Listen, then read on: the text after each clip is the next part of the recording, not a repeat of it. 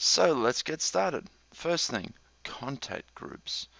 In your Google Apps world, you might be on Drive, you might be somewhere else. If you click this little Rubik's Cube icon, you're going to get to contacts. So if we jump into contacts, what we're going to do here is create a group. And you can see I've got one created already here. It's just a group of my contacts and that I've named Tech Integration Specialists. So what I'll do is I'll delete that and show you how to do it. It's very simple, very simple. So basically we make a new group, boom, we call it whatever we need to.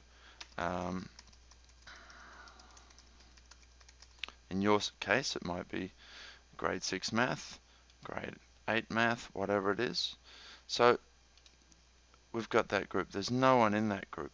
Let's go back to contacts and we could scroll down and I could look for Azra. There's Azra. I can check her and then maybe Derek would come next. So I can scroll through or I can search. When I've got them selected, I can just click on the groups icon and check Tech Integration Specialists and apply. And you'll see a little thing there that says 2 contacts have been added to Tech Integration Specialists. So I've got 2 people in there. Now I can do a search. There he is. There's Reese. And I can also check him there and apply. So it's very simple. So we can go back to the list and I could look for Laura. There she is. And then Roger. Maybe I'll do a search for Roger.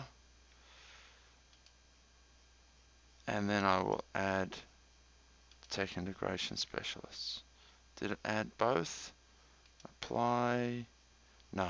So you can't do a search and a scroll at the same time. So if we go back, now I can have Laura checked, I can add her. Boom. Apply. 3 have been added. So when I go to my Tech Integration Specialist list, there it is.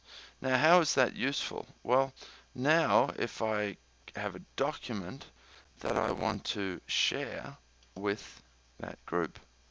So if I type in tech into, there it is. And if I choose that, the 5 people that I chose appear in the list. Very slick way of saving and making it a very quick process to share your documents. And you can do that with sites as well. We'll get back to you on the calendars, but definitely works with sites. Now, so that's a great way to share your documents and share your class website through using Google Contacts. Now, if we go back to the outcomes, the next thing was looking at PowerTeacher. So you've logged into PowerTeacher. I've logged in as Andrew. And you want to get all the demographic information for your students. So very simple. Find the class that you're interested in. Click on the backpack. Then you get a list of your students. You can click on the first one and it will give you schedule and it will also give you demographics. And in the demographics you should be able to find everything you need for contact information for that student, all down here in this column here, including email addresses and phone numbers. There's other stuff in there as well, but if you want contact information, there it is. So if you want to contact the parents, there's the email, copy, and then go to Outlook, because that's the next step in our training. So in Outlook, we should be using Outlook for all of our professional communication with parents and with other teachers. Calendar is the place where you should be really putting in all your information and asking people for meetings. It's very simple. If I was in Mail, I can just click in Calendar and then click Meeting. And then this window pops up, and I would put in here who it's to, type in an email address. I can put the subject and the location and the timing. So you can make it all day, or you can make it for as long as you want. Now, how do I know if Derek's available? Well, here's the great tool that Outlook offers, the scheduling assistant or the scheduling assistant. Because I've got Derek in there, this will show me if he's available.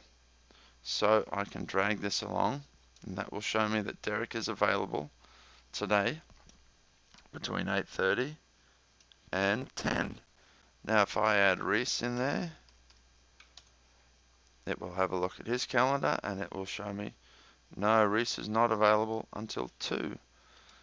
If it's Laura, there's hers. I'll put Azra in, and then Roger.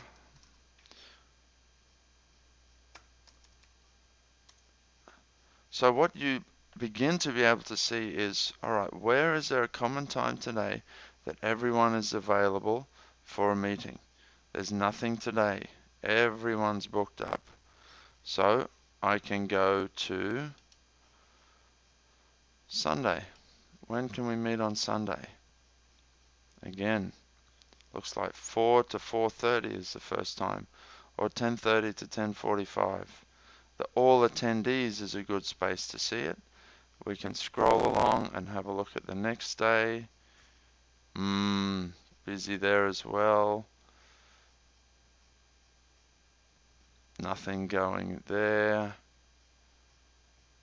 Alright, so we choose a time, and maybe it's going to be today or Thursday.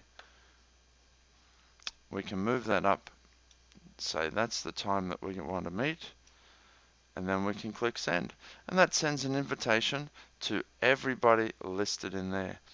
So one of the really strong points about using Outlook to schedule all your meetings is that when other people want to meet with you, they can see what's going on, and then they don't need to send emails back and forwards and back and forwards and back and forwards to ask you for a meeting, to arrange one. We can just see it all straight in there.